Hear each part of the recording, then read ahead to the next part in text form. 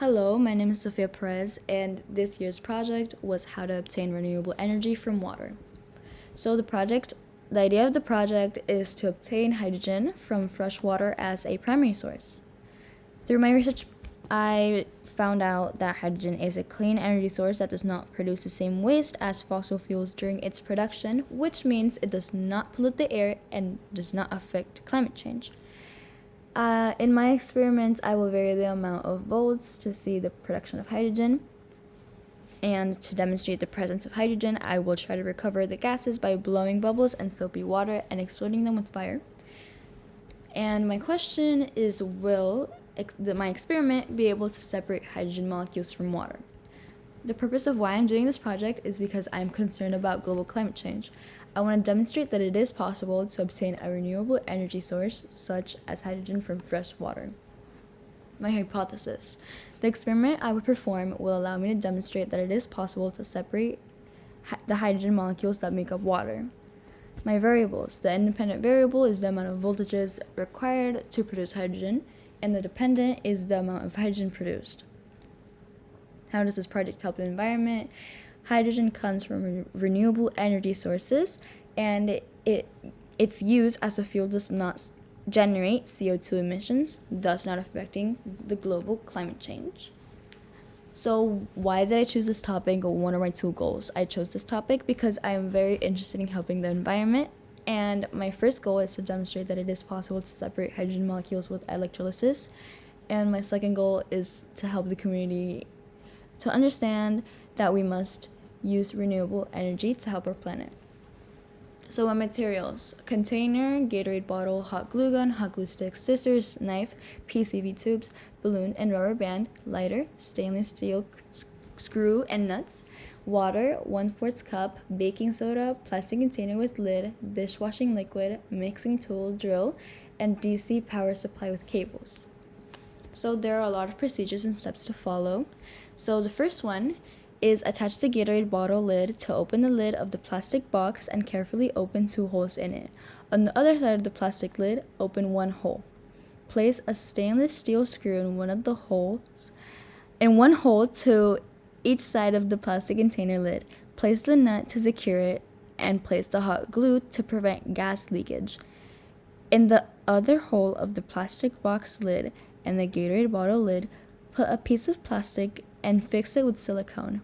Carefully cut with the help of a knife the base of the Gatorade bottle and fix it on the lid. Fill the plastic container with water and add 3 3/4 cup of baking soda. Mix it with the mixing tool. In a small glass container, place water mixed with dishwasher. At the end of the PVC tube, place a balloon and tie it with a small rubber band.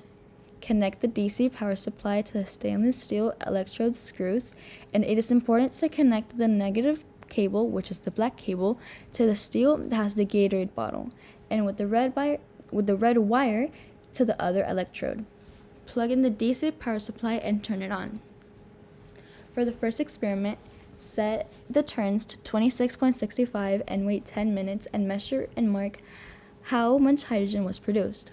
For the second experiment, do the same thing but with 12.68 for the volts, and for the third experiment, do the same thing but with 15 volts.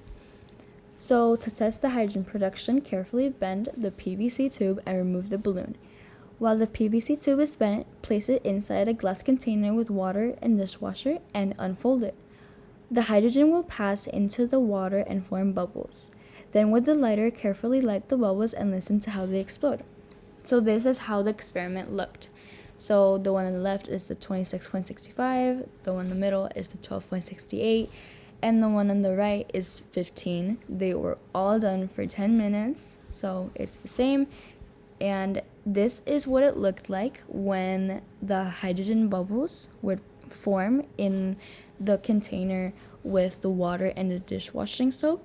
So bubbles would start forming, and once you lit it up, it would explode as fire, and you could hear a pop sound, and it was really cool. So this is my graph, this is my data.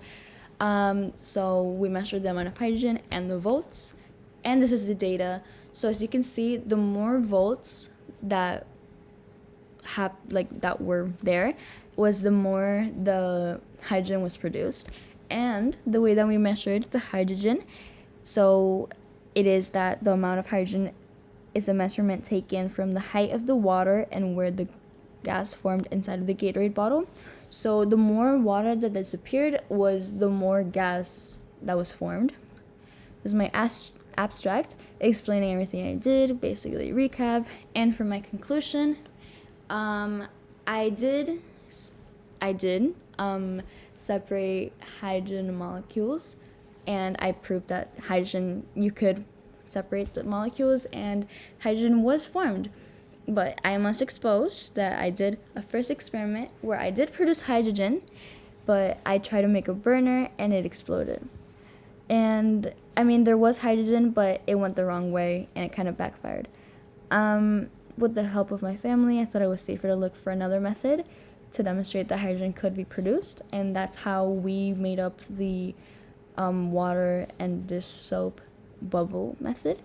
And yeah, that's pretty much it. I hope you liked my project. It was a lot of fun, and see you next time.